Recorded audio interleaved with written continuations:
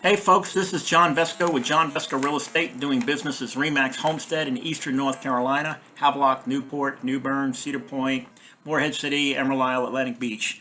So anywhere east of 95, that's where we are. What we're going to talk about today is the basics about the buyer process. You're a brand new buyer, you're a new person into the market and you want to buy a house, your first house or any house. What are the basic steps you need to know? Okay, the first thing I do is I tell people they need to contact a local realtor who's been in business for a little bit of time. Okay, looking for a good realtor, you want designations, you want time there. You can check the Zillow profiles. You're looking for somebody that's been around the block and understands the process. Okay. When you're looking, I know you're going to be online. You're going to look at the Zillows and the Realtor.coms and all these other websites that they have. Be aware the local realtor understands the ins and outs of everything. You can get your information or some of the information on Zillow and Realtor.com. The same way you can find everything you need to know about performing an open heart surgery on YouTube. But you probably don't want to follow their advice in the process because you cannot take the information and make it applicable in today's. You don't know the forms, you don't know the processes, you don't know the neighborhood. So yeah, you can find some information, but a realtor can interpret the data and help you with your decisions. Okay. Next thing you need to know is you're going to talk to everybody. Everybody's an expert. They've been there, done that. Your dog groomer, your hairstylist, your postmaster, everybody knows everything about houses. Take it with a grain of salt. Listen to their advice. Be nice, double check it with your realtor because we've been around the block, we understand the process, and just because this is the way it should be doesn't mean that the real world acts that way. Okay? Good realtor knows the area, knows the systems, knows what to look for. When you as the buyer are looking at the house, the realtor is looking at the structure and future problems. We're already 4 steps ahead of you in the process. Okay? A good realtor is going to tell you the first thing to do is get pre-qualified. He'll give you some names of mortgage people. We know the local people that understand the market. Okay. A realtor should explain what buyer's closing costs are. You as the buyer have costs in order to purchase the house. Home inspections, termites, reports, appraisal fees. You're going to have to put some money into escrow accounts. A good realtor can explain all your closing costs. Good realtor will explain about points. Every time you hear the word point, 1 point is 1% of the value of the house. Mortgage companies can charge you half, they can charge whatever they want, but they charge you somewhere between half a point or 1 point or even 0 points. Basically, it's to do their paperwork or to lower the fees. So you have a loan origination fee, which is what the banks charge you to do their paperwork. And you have a buy down. You can buy down the loan by getting a better interest rate if you prepay your interest. If you're going to be in the home for only a few years, it doesn't make sense to pay $2,000 or $3,000 to save $4 a month. Okay? Also need to understand the different types of loans. There's VA loans, FHA loans, USDA loans, conventional loans. Each state has their own. North Carolina has a first-time home buyers program. They have low-income programs. There's homes for cops. There's HUD homes. There's a whole bunch. Okay?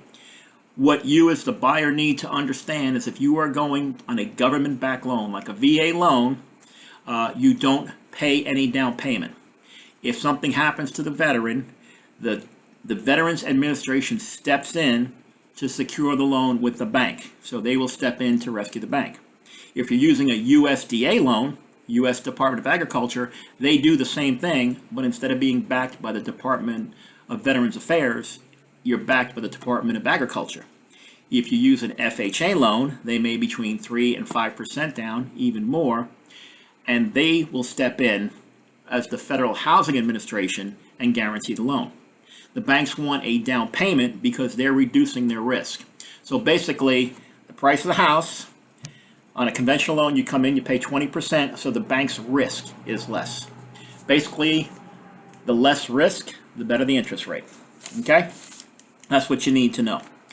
Next thing is, as you're getting pre-qualified, your realtor can set you up with automatic auto notifications on your home. So if you say, John, I'm looking for a house in this area, you tell me the basics. I will set you up with an automatic notification.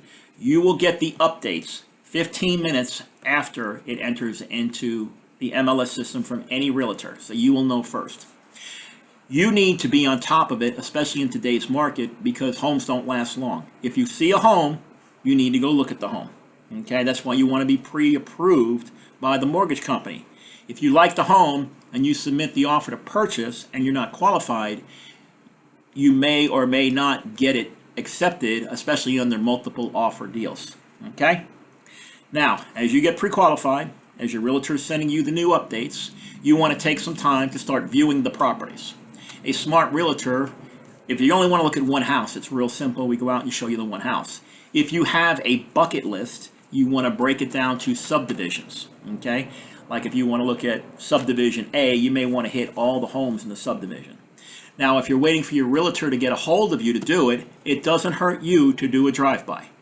One thing I want you to remember, you should be loyal to your realtor. He knows information about you. He knows what you want, what you're looking at. So when everybody else tells you, I can do this, I can do this. No, stay with your realtor.